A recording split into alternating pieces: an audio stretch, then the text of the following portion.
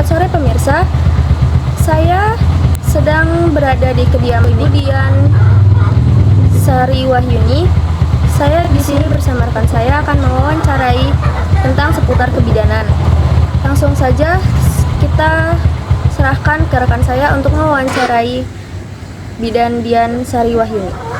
Sebelumnya di sini ada yang pernah melahirkan?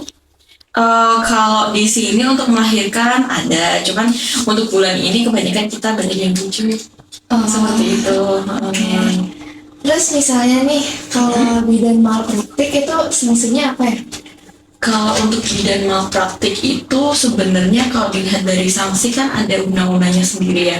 Aku pun sendiri juga nggak hafal untuk misalkan sanksi terhadap abortus atau melakukan malpraktik tentang gugurin bayi gitu.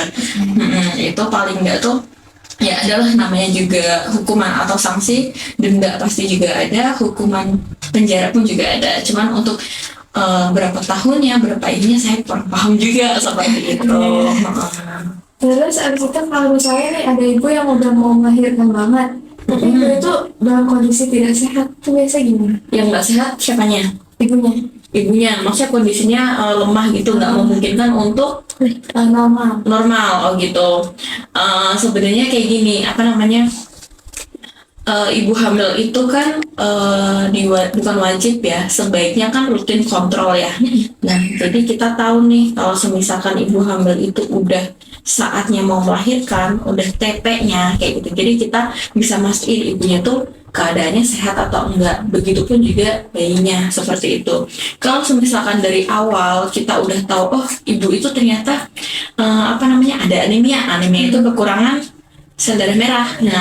Nah, kekurangan sel darah merah pada ibu hamil itu bahaya loh kayak gitu. Nah, jadi untuk menghindari bahaya bagi ibu maupun janin, biasanya kan kalau untuk kekurangan sel darah merah itu bisa terjadi perdarahan kayak gitu, bisa terjadi timbulnya kontraksi itu nggak kuat, jadi his atau kontraksinya itu tiba-tiba hilang. Nah, makanya itu yang menyebabkan ibu mengalami perdarahan hebat. Nah, kalau ibu mengalami perdarahan hebat itu nanti resikonya bisa kematian. Seperti itu. Itu aja sih. Oh, itu aja. Makasih Ibu. Oke, ya sama-sama.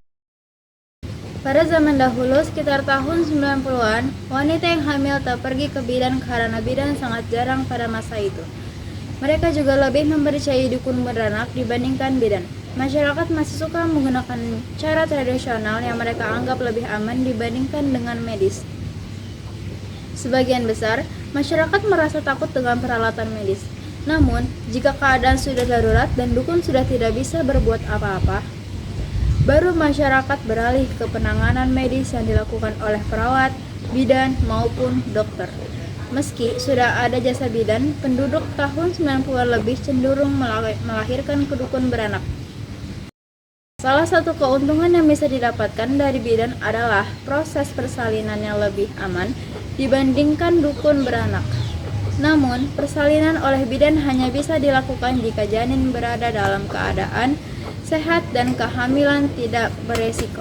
Bidan juga menyediakan asuhan dan konseling selama kehamilan.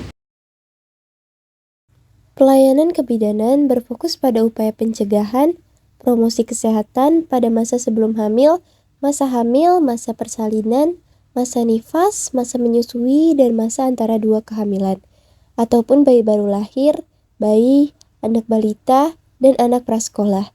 Sekian dari saya. Wassalamualaikum warahmatullahi wabarakatuh.